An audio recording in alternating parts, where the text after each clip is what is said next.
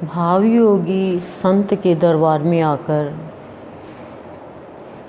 इनके चरणों में बैठकर हमें हमारे जीवन के हर एक कर्म का पता चलता है कि हम अपने जीवन को कैसे तुच्छ समझकर जी रहे थे। जैसे भावी योगी संत भाव दे रहे हैं कि हमारा ये जीवन, हमारा ये मनुष्य का शरीर जो हमें मिला है वो किसे एकाकार करने के लिए मिला है। हमने इस संसार में आकर के फरेबी से एकाकार कर लिया। फरेबी से एकाकार करने से हमारे जीवन में अशांति रहने लग गई, अनेक बीमारियां लग गई और ईश्वर को जानने की बजाय हम ईश्वर और ईश्वर के भक्तों से भी विरोध कर बैठे। फरेबी का जाल ऐसा बिछा दिया हमने कि हम उसमें डूबते ही चले गए और अपने संगी साथियों को भी डुबाने लग गए उसमें, तो गलत रास्ता अपना लिया।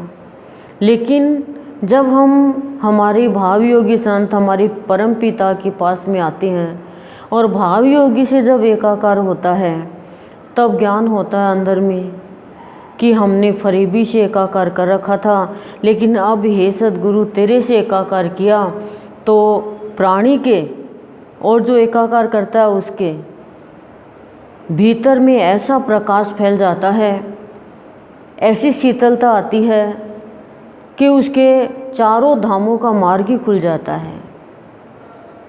चारों धाम जो मनुष्य कर भी नहीं पाता इस जीवन में, वो घर बैठे ही चारों धाम हो जाते हैं। सत्संग के माध्यम से, संतमणि के माध्यम से सबका मार्ग खुल जाता है। चारों धाम उसके शरीर में प्रवेश कर जाते हैं साक्षात रूप में। और संतमणि के जो हम प्रवचन को सुनते हैं तो हमारी भीतर की दृष्टि खुलती है या भीतर की दृष्टि हमें मिलती है, जो मन की दृष्टि कहते हैं। उस दृष्टि के माध्यम से जब प्राणी भावी योगी की शरण महसूस करता है तो वो अपने आप को खुश नसीब मानता है और उसे हर जगह इस जहां में, इस संसार में, हर स्थान पर, कोने कोने में भी उसको शीतलता का आभास उसका संत कराता है। संतमणि वाचन जो हम सत्संग में आकर करते हैं और ध्यान से यदि सुने हम जो संतमणि के प्रवचन व्यक्त किए जाते हो तो उससे हमारे जीवन में क्या होगा? संत का भाव प्रकट होगा, गुरु का भाव आएगा। गुरु का भाव आएगा तो क्या होगा? हमारी रूह जो है वो हमें एहसास कराएगी कि तुझे चलाने वाला मैं हूँ। रूह यानी प्रकाश, आत्मा। और फिर संत का भाव रूह में प्रवेश करेगा तो परमात्मा का भाव बनेगा उसमें, और परमात्मा का भाव बनेगा तो विशालता आएगी।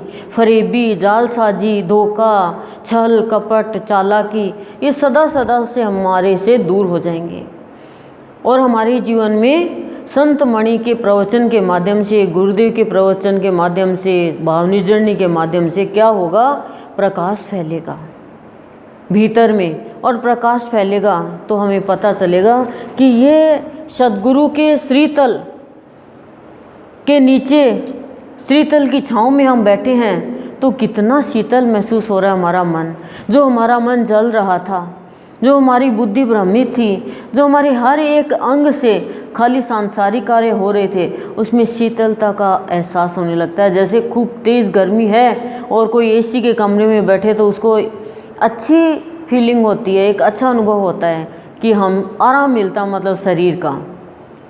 लेकिन यहाँ पे आराम शरीर का भी मिलता है और मन का भी मिलता है, इतनी शीतलता मिलती है। श्रीतल सबसे शीतल, और श्रीतल सबसे शीतल जब सत्संग के प्रांगण में बैठते हैं तो भावों ही भावों का अनुभव होता है जो अनमोल है।